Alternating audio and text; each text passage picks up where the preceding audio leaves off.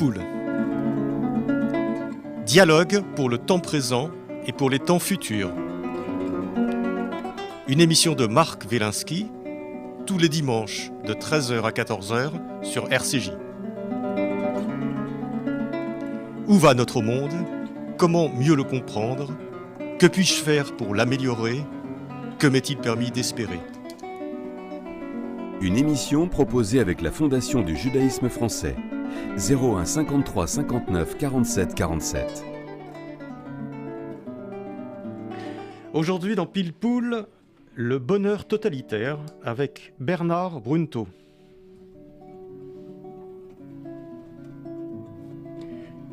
Bernard Brunto, bonjour. Bonjour. Vous êtes historien, vous êtes professeur émérite de sciences politiques à l'université de Rennes 1 et vous êtes un spécialiste des totalitarismes et aussi vous avez beaucoup travaillé sur les génocides et vous publiez aux éditions du Cerf un ouvrage extrêmement intéressant qui s'intitule « Le bonheur totalitaire ». La Russie stalinienne et l'Allemagne hitlérienne en miroir. Alors, c'est un livre extrêmement fourni, extrêmement complet, sur un sujet qui est assez étonnant, c'est le sujet du bonheur totalitaire.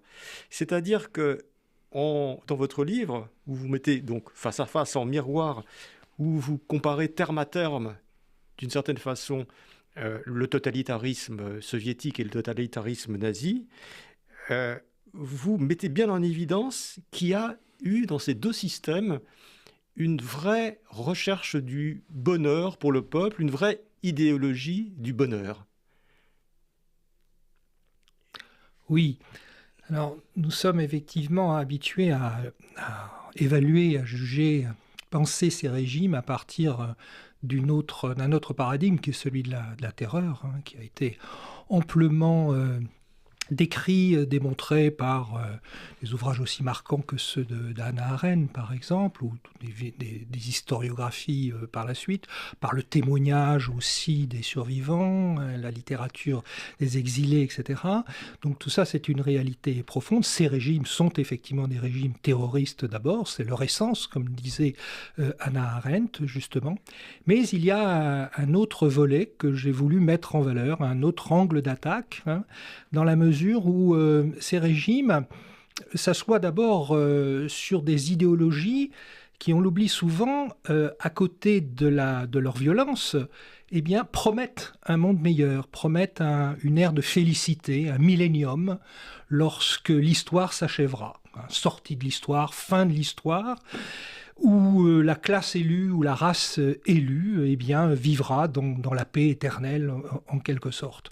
Et donc, en s'appuyant sur ces idéologies de type messianique, qui sont vécues sur le mode de religion politique, il y a eu toute une historiographie importante sur la notion de religion politique totalitaire, ces régimes en attendant en quelque sorte le millénium, si vous voulez, ont promis ou ont mis en place des politiques plus prosaïques, des politiques sociales, des politiques de promotion, de gratification, des politiques d'assistance, de protection, parfois, sociale, qui ont permis de dégager des catégories, des groupes de bénéficiaires. Et c'est pour ça que j'ai voulu mettre en valeur aussi les bénéficiaires de ces politiques, de ces régimes, ce que l'on pourrait appeler des profils positifs. Les profils positifs, on développera tout à l'heure, si vous voulez, un certain nombre de ces catégories. C'est-à-dire qu'à côté des exclus que nous connaissons, les exclus pour considération raciale dans le cas nazi ou pour considération sociologique, sociale dans le cas stalinien, eh bien, il y a eu des catégories d'inclus par ces politiques relativement prosaïques. Et c'est cette dimension que j'ai voulu mettre en valeur, si vous voulez, une sorte d'accord entre l'histoire des idées qui qui rappelle combien ces idéologies promettent effectivement un bonheur futur, et l'histoire sociale qui montre effectivement, beaucoup de travaux ont montré depuis une quarantaine d'années maintenant, combien des groupes ont bénéficié des politiques de ces régimes. Et une question qu'on doit vous poser fréquemment, mais peut-on vraiment comparer terme à terme le régime nazi et le régime soviétique? Vous semblez dire que oui, et c'est vrai que les points quand même de convergence sont extrêmement nombreux. Mais était-ce la même nature de totalitarisme? Alors je dirais tout d'abord que je suis historien au départ. La comparaison est le laboratoire de l'historien. On pourrait retrouver ici des textes de Marc Bloch ou de Lucien Febvre sur la nécessité de la comparaison. Et la comparaison permet de souligner des convergences et des différences. Ouais. Je crois que dans ce livre, si vous vous êtes sans doute rendu compte, j'ai marqué nombre de convergences, mais aussi des différences dans l'accomplissement, effectivement, de ces mythes ou de ces politiques.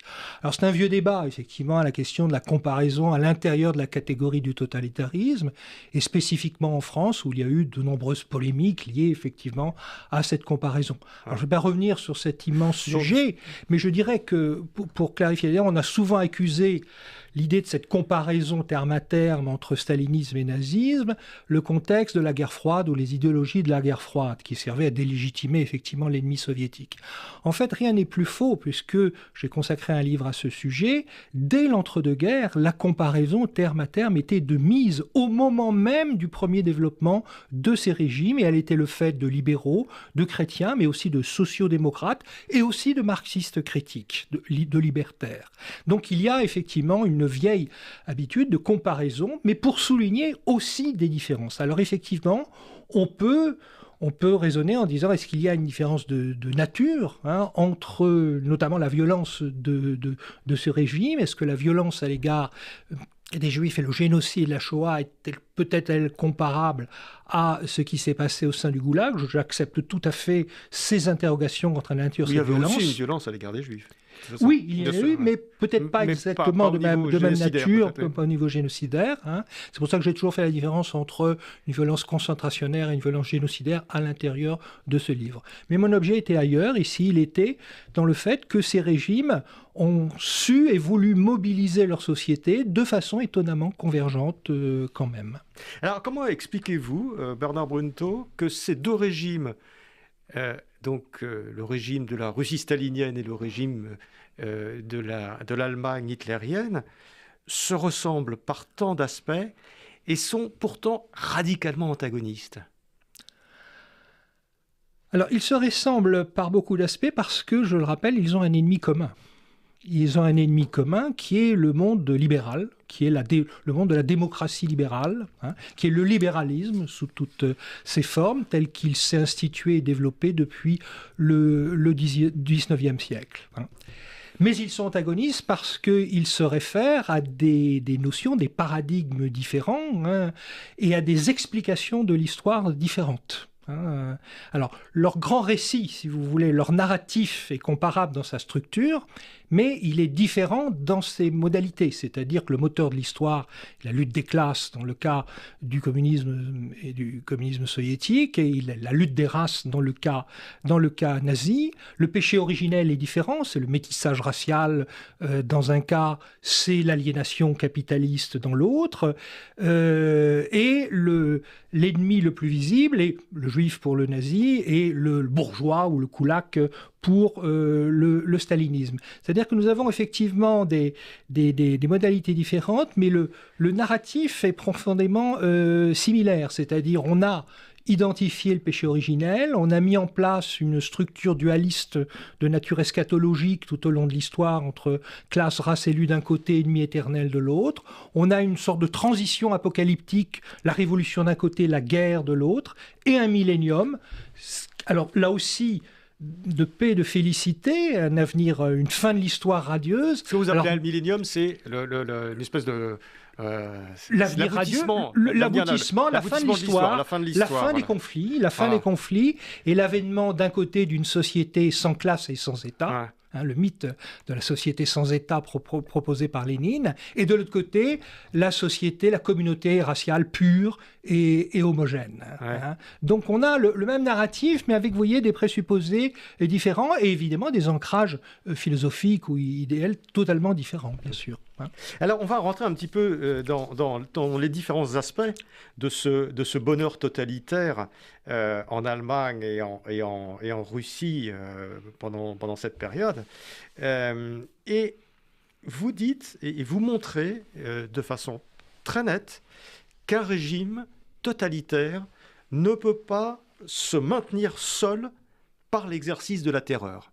Et il lui faut, dites-vous, des soutiens, il lui faut des relais d'opinion, il lui faut des médiateurs stratégiques, il lui faut une base sociale qui la reconnaisse, il faut des gens qui soient porteurs, et puis des gens qui ont intérêt à ce que ce régime se développe et se maintienne. Et donc, vous organisez votre livre en 4 parties, qui sont autant d'éléments que doit pouvoir déployer un régime totalitaire pour se maintenir, promettre. Bon, on a vu la promesse de bonheur, mais il faut aussi promouvoir, protéger et fasciner. Voilà, alors, promettre d'abord. Que promettent les différents régimes? Que promet Staline à son peuple? Que promet Hitler à son peuple? Alors, tout d'abord, une chose, effectivement, ce que vous avez rappelé avec justesse, je dirais même aucun régime politique ne peut se maintenir sans un minimum d'enracinement social, sans une base sociale. On voit souvent des dictatures s'effondrer parce qu'elles n'ont justement pas de base sociale, qu'elles ne se maintiennent que par la coercition ou la répression. Or, ces régimes, et c'est vrai que c'était un aspect déstabilisant pour les observateurs, et même pour nous jusqu'à aujourd'hui, de voir que ces régimes ont été aussi populaires, ont connu des adhésions souvent massives de catégories d'une grande partie, pas toute la population, de grandes catégories de la population, et cela restait un mystère. C'est un mystère. William Shirer, qui est le correspondant américain à Berlin dans les années 30, qui a couvert et qui écrira plus tard un livre sur le Troisième Reich, justement, qui fera autorité, le dit: je suis arrivé ici avec des idées préconçues, effectivement, que tout ce que tout démocrate possédait avant 1933, enfin au début de 1933, c'est-à-dire que c'était un régime monstrueux, effectivement, qui s'imposait aux Allemands. Or, je dois constater que les Allemands y adhèrent, et c'est effectivement une sorte de révolution mentale que je connais en ce moment, et donc il y a ce mystère à percer, si vous voulez, de l'adhésion. Alors, en fonction... Oui. Mais en quoi est-ce un mystère, pour le coup? Parce que vous aviez une population, si on prend le cas de l'Allemagne, qui, la République de Weimar, était dans un tel état de déliquescence, avec une crise économique, pas de perspective, tous les éléments qu'on connaît. Et là, vous avez donc un certain nombre de gens qui promettent un avenir radieux, qui s'appuient sur un certain nombre de choses, qui s'appuient sur la jeunesse, qui s'appuient, qui veulent donner, qui s'appuient sur les femmes, qui s'appuient sur la nature. On va revenir sur des tas de thèmes qui sont extrêmement modernes pour l'époque et qui le sont encore peut-être maintenant. Et donc, moi, ça ne m'étonne pas tant que ça que finalement, à un moment donné, vous suscitiez une adhésion dans le peuple. Oui, mais au départ, si vous voulez, ces régimes proposaient aussi la répression quand même, l'enfermement, l'ouverture du camp de Dachau est quasiment contemporaine de l'arrivée d'Hitler au pouvoir, quelques semaines après, si vous voulez. Donc il y a immédiatement cet aspect répressif. C'est pas pour ça que les gens ont élu Hitler. Non, en dépit de cela, effectivement. Ouais. Mais il y a aussi l'idéologie, qui est quand même une idéologie, dans le cas hitlérien, une idéologie d'exclusion aussi. Même l'idéologie stalinienne, elle vise d'abord des ennemis, etc. Donc il y a toute cette dimension qui heurte effectivement les consciences démocratiques et qui a empêché à un moment de voir que ces régimes, alors, promettaient effectivement des choses à venir, un bonheur à venir, mais aussi créer des opportunités. Créer des opportunités de promotion, des opportunités sociales qui ont été saisies par des groupes en déshérence ou par des groupes en ascension. Et donc c'est cette dimension de l'intérêt, vous avez évoqué l'intérêt, et je crois qu'il y a effectivement beaucoup de groupes qui ont su saisir ces opportunités pour satisfaire des stratégies d'ascension individuelle ou d'ascension professionnelle. Alors il y a aussi la cohorte de ceux qui sont convaincus par ces idéologies sociales ou ethno-sociales, et qui participent profondément. Et puis, il y a des catégories qui n'avaient été jusque-là assez faiblement mobilisées par les régimes démocratiques, et je pense ici à la jeunesse, par exemple.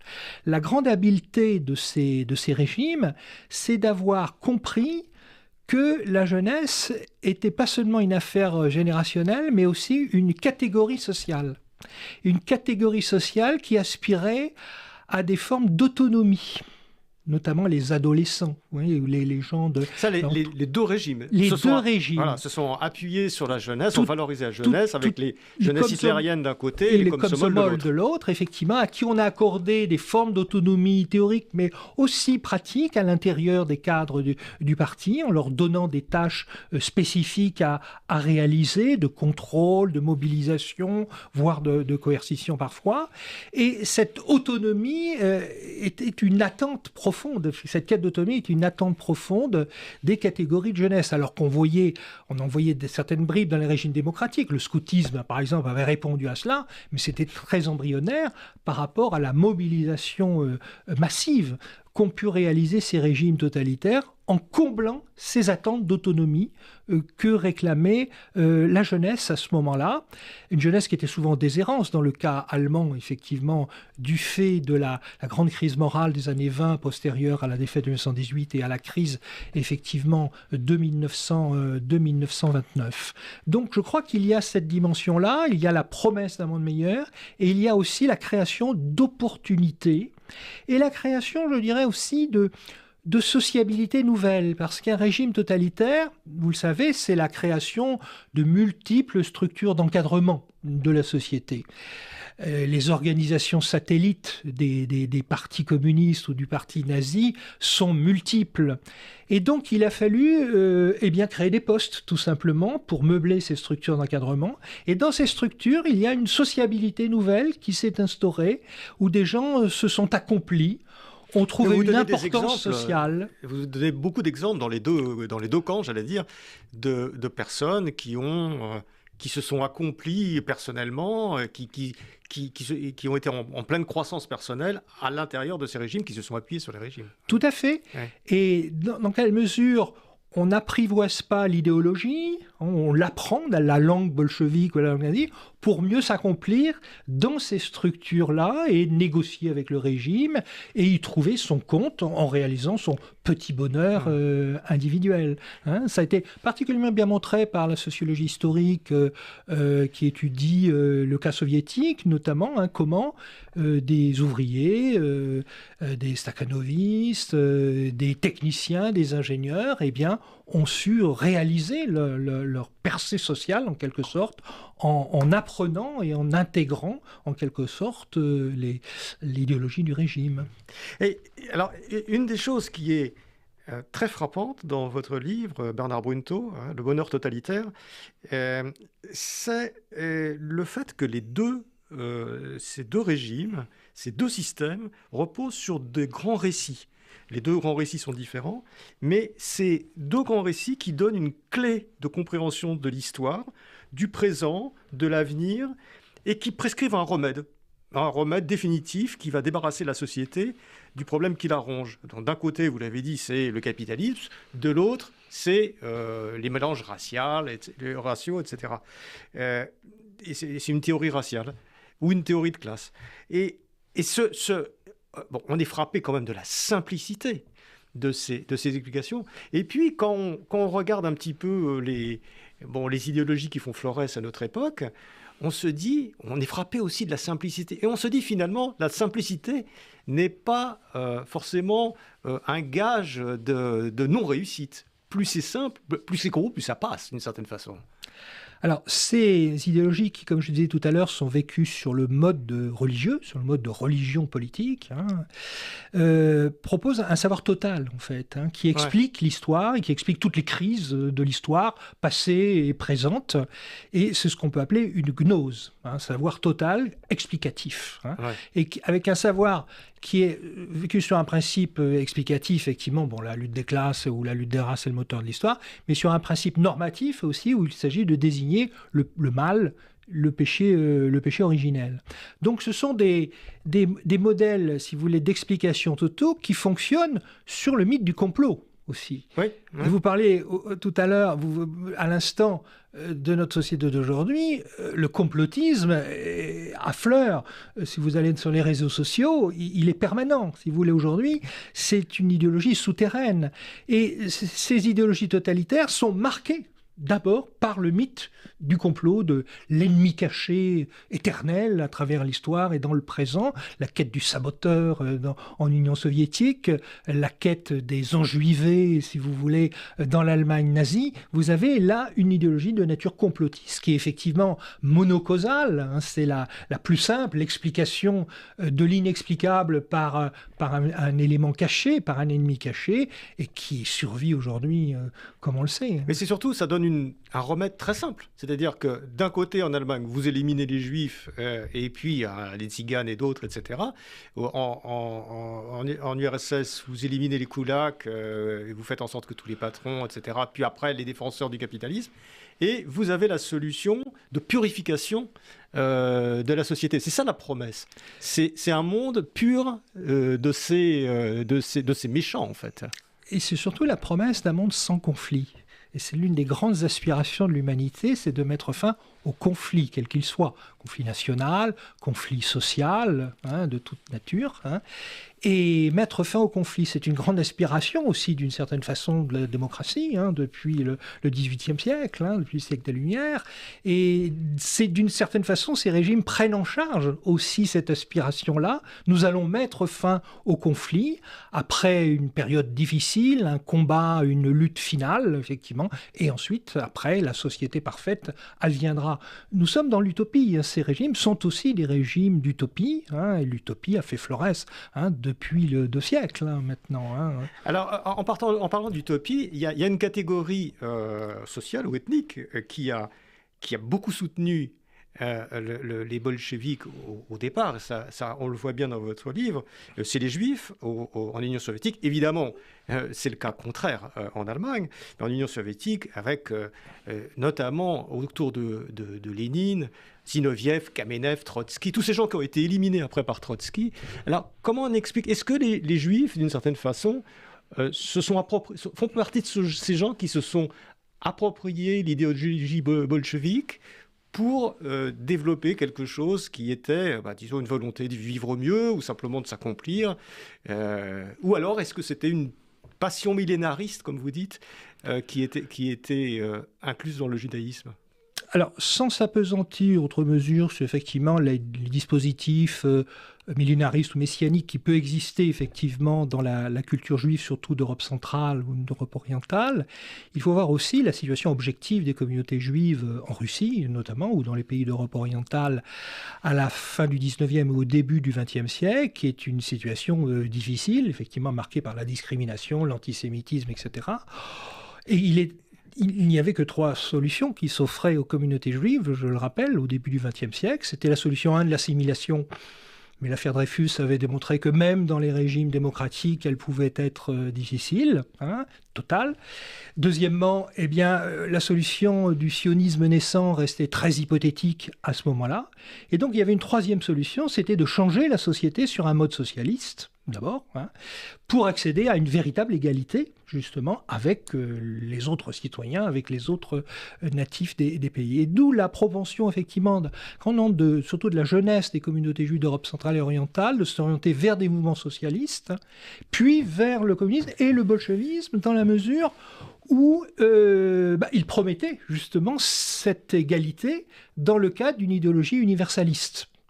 Et effectivement, les soviétiques ont, d'entrée de jeu, au début des années 20, réalisé cette égalité civile et politique, où les juifs, pour la première fois, ont pu accéder à des fonctions sociales qui leur étaient interdites jusque-là, dans l'administration, par exemple, ou dans l'armée, si vous voulez. Et donc, très naturellement, comme classe moyenne, éduquée, ils ont accédé effectivement à des postes dans les années 1920, avec en plus un régime qui promouvait à ce moment-là la culture yiddish, où le yiddish était langue officielle en Biélorussie au même titre que le russe. Et donc il y a eu une sorte d'idylle, entre guillemets, dans les années 20, parce que le régime réalisait tout simplement des aspirations très naturelles de ces communautés. Alors les choses ont changé dans les années 30 avec le tournant stalinien, c'est-à-dire qu'il y a la mise à l'écart et puis même l'exécution de la vieille garde bolchevique où de nombreux juifs étaient présents. Vous citiez Kamenev, Zinoviev, Radek et d'autres, etc. Alors qui vivaient quand même l'idéologie bolchevique en déjudaïsés. C'était des gens déjudaïsés quand même. C'était pas parce qu'ils étaient juifs qu'ils avaient adhéré au bolchevisme, c'était aussi parce qu'ils croyaient tout simplement au communisme. Mais si le tournant stalinien est plutôt dur, si vous voulez, pour la vie spirituelle et la vie des juifs disons de catégorie supérieure, des cadres supérieurs, au niveau des cadres moyens, des cadres inférieurs qui avaient réalisé leur première ascension sociale, eh bien la situation se maintient quand même. Et il y a effectivement, on vit mieux pour les communautés juives en Union soviétique qu'en Pologne, qui reste très antisémite dans les années 30, et a fortiori qu'en Allemagne. Et c'est pas un hasard s'il y a un film qui sort en Union soviétique en 1935, qui s'appelle Le Bonheur, et qui est consacré justement à ces juifs qui veulent s'établir ou qu'on établit au Birobidjan, dans l'est de la Sibérie, en leur promettant un monde merveilleux après avoir défriché les marais et la toundra, si vous voulez. Mais c'est un mythe qui a joué au départ, et effectivement, c'est au moment où l'Allemagne édicte ses lois de Nuremberg, eh bien, en Union soviétique, eh bien, on promeut un territoire juif, alors ce qui a effectivement un écho international à ce moment-là. Alors, une dernière chose, c'est que cette première idylle entre une partie des communautés juives, parce que quand même, les juifs du petit commerce ont été effectivement fortement pénalisés par la nationalisation des biens de l'Union soviétique. Les rabbins ont été plutôt persécutés dans la religion comme opium du peuple. Faut pas non plus exagérer. Mais malgré tout, cette idylle qui a permis aux juifs soviétiques de saisir des opportunités, d'être tout simplement les égaux des autres dans un État nouveau, a nourri, comme vous le savez, le mythe nazi du judéo-bolchevisme, c'est-à-dire l'association des juifs et du bolchevisme, dire qu'en gros, tous les juifs sont des ingénieurs en chef de la révolution. Donc c'est un mythe politique qui a été extrêmement fort, mais qui s'enracinait, parce qu'un mythe, à la différence d'une légende, s'appuie toujours sur quelques faits, si vous voulez. Et les faits, ce sont ces opportunités qu'ont pu saisir les juifs soviétiques, au moins dans les années 20 et encore dans les années 30, en finalement, pour la première fois de leur histoire en Russie, on a l'impression que l'État qui existait, l'État était un peu le leur, comme celui des autres. Alors, on a vu des catégories qui ont un peu donc bénéficié de ce développement de ces régimes totalitaires. Donc, la jeunesse, les ouvriers, certaines classes moyennes. On a l'impression aussi, en vous lisant, qu'il y a, alors là, pour le coup, de façon symétrique, dans les deux régimes, une espèce d'émancipation de la femme, et de la sexualité d'ailleurs, des deux côtés, qui est, elle, pour le coup, tout à fait homothétique, je dirais tout à fait parallèle. Oui, mais alors avec un chassé-croisé quand même des phénomènes, puisque, comme vous le savez, là aussi, la révolution soviétique et la jeune Union soviétique se veut émancipatrice vis-à-vis de la femme, en facilitant l'union civile, l'avortement, la facilité du divorce, en réalisant l'égalité civile, le droit de vote, etc. hein. Et effectivement, la femme est l'une des grandes gagnantes de la Révolution d'octobre et des années 20. Et puis après, il y a le tournant stalinien que Trotsky avait assimilé à une retraite, thermidor au foyer, disait-il, une réaction stalinienne qui met en avant plutôt la féminité traditionnelle, qui interdit l'avortement, etc., qui restitue la fonction reproductrice de la mère au foyer, etc., mais sans abandonner quand même toutes les capacités ou les opportunités sociales qui avaient été offertes à la femme soviétique dans les années 20, ce que Trotsky ou d'autres ont oublié. C'est-à-dire que dans les années 30, les femmes soviétiques rentrent massivement dans l'industrie, occupent des postes de direction, notamment la direction des kolkhozes, les femmes sont nombreuses, et aussi les femmes saisissent d'une opportunité, là c'est une sorte de transgression des identités de genre d'une certaine façon, c'est l'accès à l'armée. C'est l'accès à l'armée avec des fonctions de femmes pilotes notamment, de femmes qui s'initient au tir dans des sociétés nationales, et ce qui explique qu'un million de femmes serviront dans l'armée rouge à partir de 1941. Donc le régime stalinien réagit d'une certaine façon, l'égalité continue à régir cette égalité. Alors dans le cas allemand, c'est une situation inverse au départ, puisque l'idéologie nazie est plutôt misogyne. La femme doit rester au foyer comme reproductrice de la race aryenne. Et puis on veut faire quitter, que les femmes quittent leur fonction pour permettre aux hommes de rentrer mettre fin au chômage et rentrer dans le salariat. Mais à partir d'un moment, à partir de 1936, quand l'Allemagne réalise le plein d'emploi et qu'elle manque de main-d'œuvre, eh bien là, il y a des opportunités qui s'ouvrent. Le régime est obligé un petit peu de modérer son idéologie antiféministe de départ et de dire, voilà, et donc les femmes rentrent massivement dans l'industrie et aussi dans les professions tertiaires, notamment dans toutes les structures d'encadrement du parti nazi, où elles occupent des postes, aussi dans l'assistance sociale, dans le secours d'hiver, dans les organisations de jeunesse. On y compte qu'environ 11 millions de femmes rentrent dans ces organisations, ils sont encadrés par ces organisations, et certaines, là aussi, transgression des identités de genre qui associent la femme à la douceur et à la bonté, eh bien, on sait aujourd'hui que nombre de femmes s'inscriront dans la machine génocidaire, comme secrétaire, infirmière du programme d'euthanasie, etc., comme auxiliaire de la colonisation à l'Est, etc., et comme gardienne de camp aussi. Donc, on a l'impression que les femmes sont libérées socialement, les femmes sont libérées sexuellement aussi. Alors, peut-être dans des proportions moindres, mais on a l'impression qu'il y a une espèce quand même de libération du corps de la femme aussi, qui fait partie du bonheur et qui est proposée par ces deux régimes totalitaires.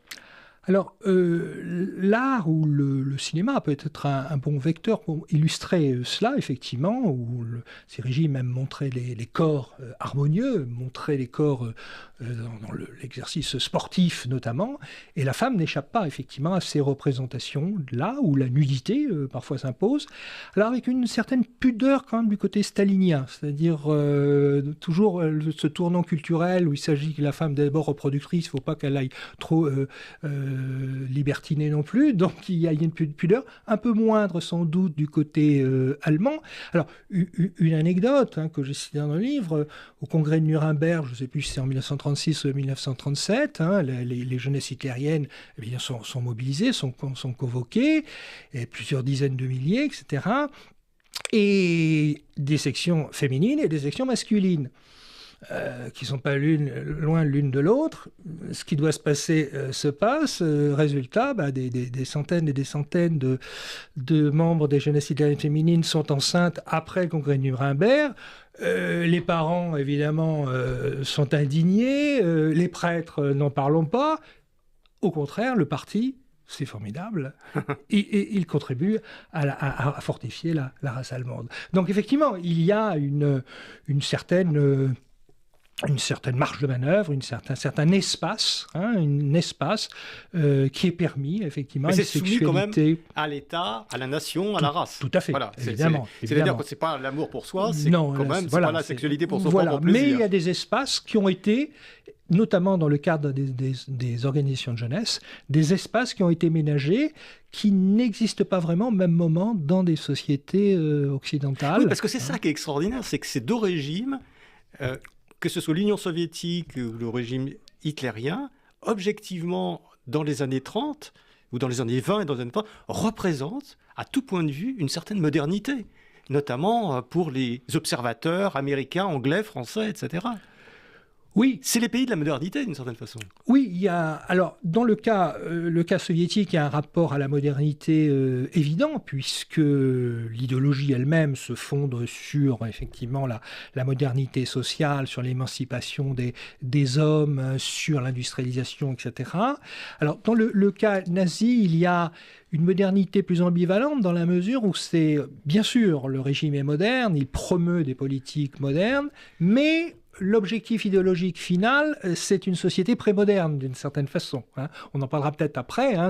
C'est une société où la grande ville n'est pas vraiment la bienvenue. Alors, effectivement, alors là, il y a une différence. On va en parler tout de suite, d'ailleurs. Parce qu'il y a une différence, je dirais, de background qui est assez nette entre l'Allemagne hitlérienne et la Russie stalinienne. C'est que là où la Russie stalinienne valorise les grandes villes, Stalingrad, machin, le développement de grandes cités utopiques, en Allemagne, vous avez toute une aile qui est plutôt très rurale, qui valorise la petite ville, le petit bourg, la communauté très fermée, très restreinte, racialement pure bien entendu, alors que la ville, c'est le cosmopolitisme, c'est le marchandisme, le mercantilisme, et c'est évidemment la juiverie.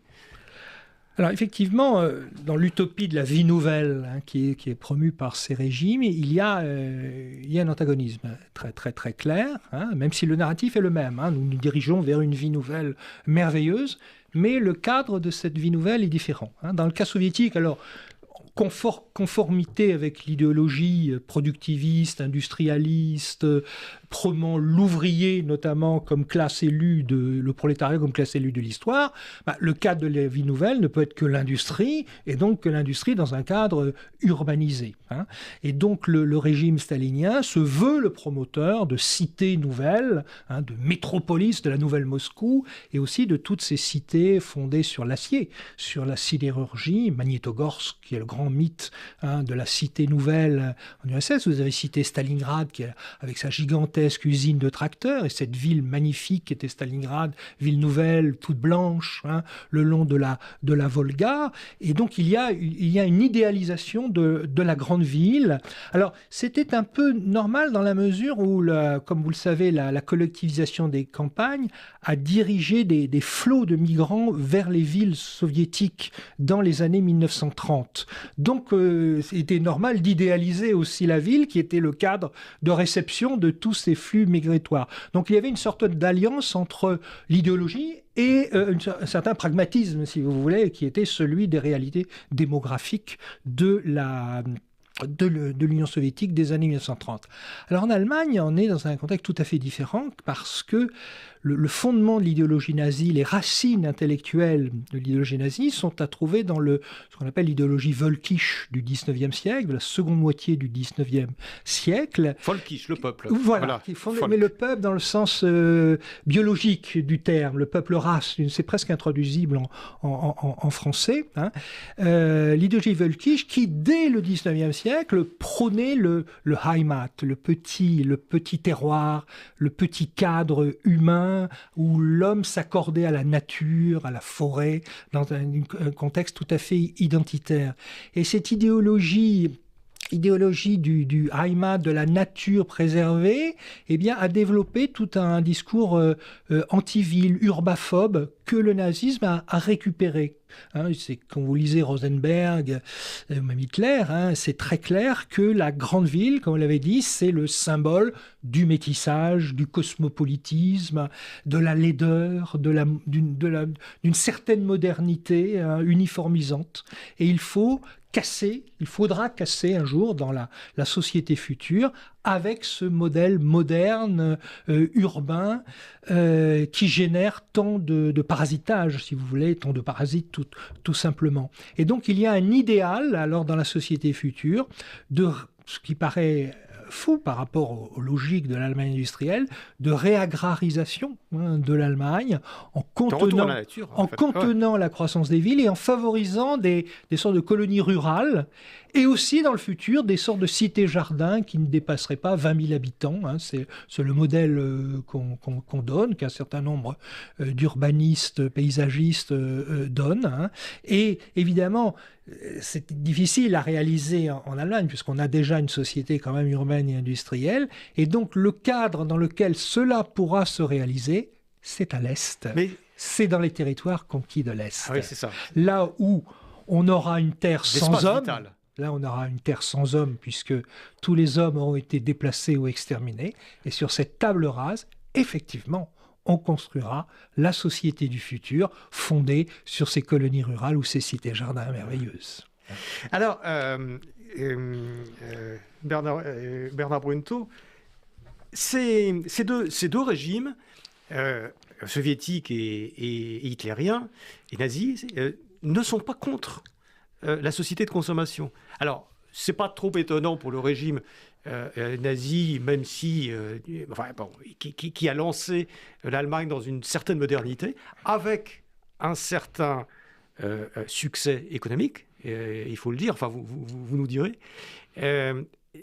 C'est plus étonnant du côté russe de voir que finalement l'idéal de la consommation matérielle n'est absolument pas exempt de ces deux régimes.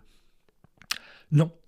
Ce qui peut paraître étonnant, puisque nous associons un régime totalitaire à la mobilisation, l'austérité, la dureté, vous voyez, et non pas à un certain hédonisme, ni à une consommation de type occidental.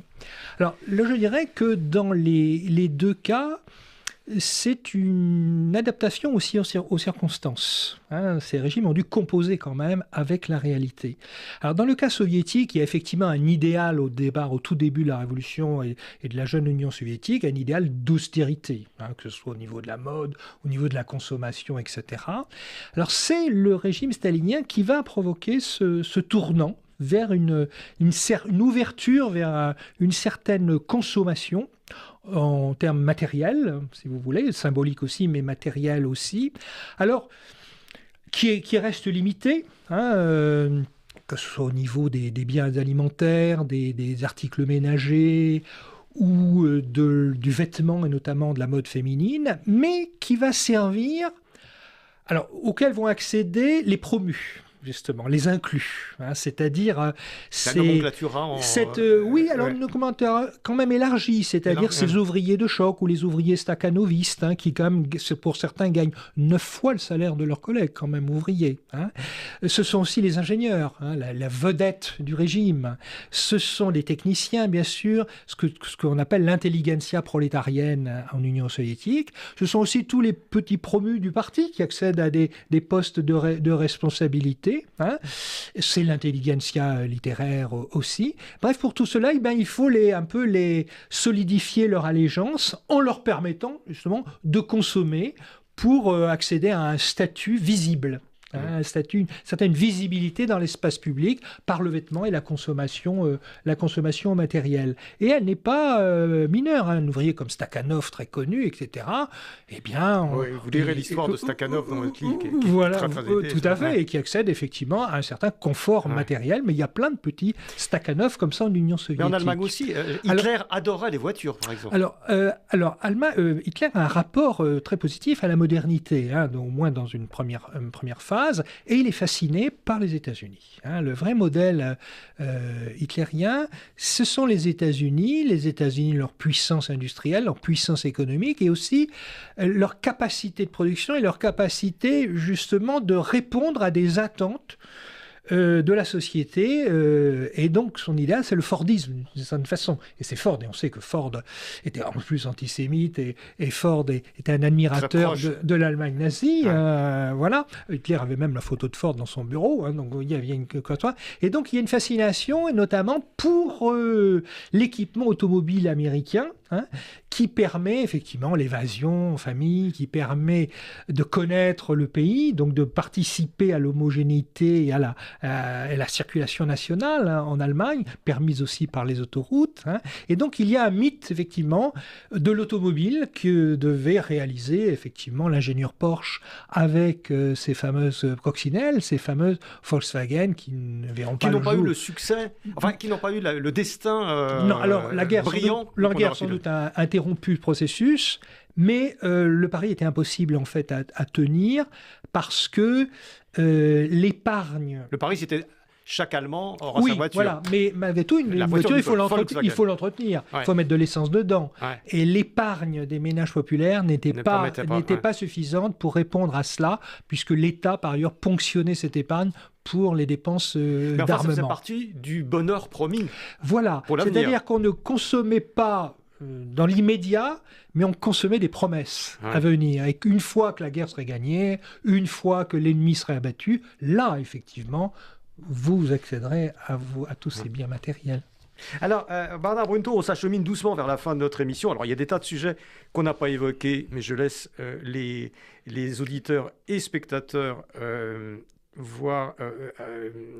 se reporter à votre livre, donc Le bonheur totalitaire, paru aux éditions du Cerf. On n'a pas parlé notamment de tout ce qui est l'art, la culture, le cinéma, etc., qui est un volet extraordinairement fort, évidemment, de la communication de ces deux régimes.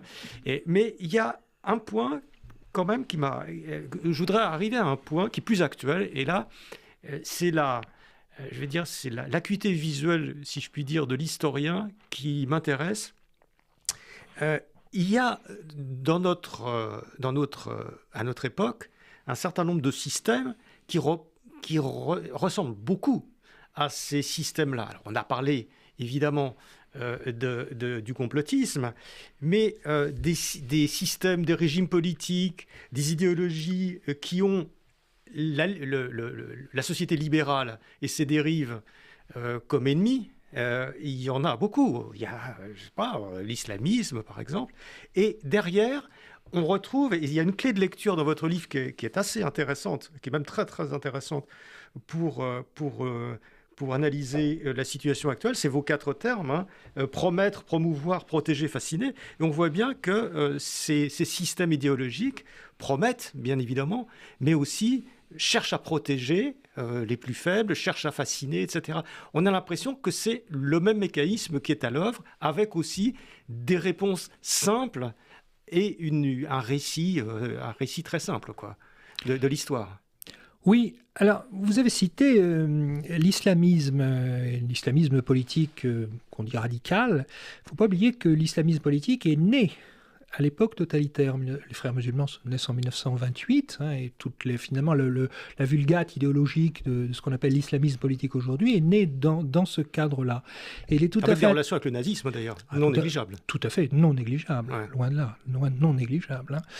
Et il ne faut pas oublier que le narratif, finalement, est similaire, puisque l'islamisme politique, c'est une religion vécue sur un mode politique.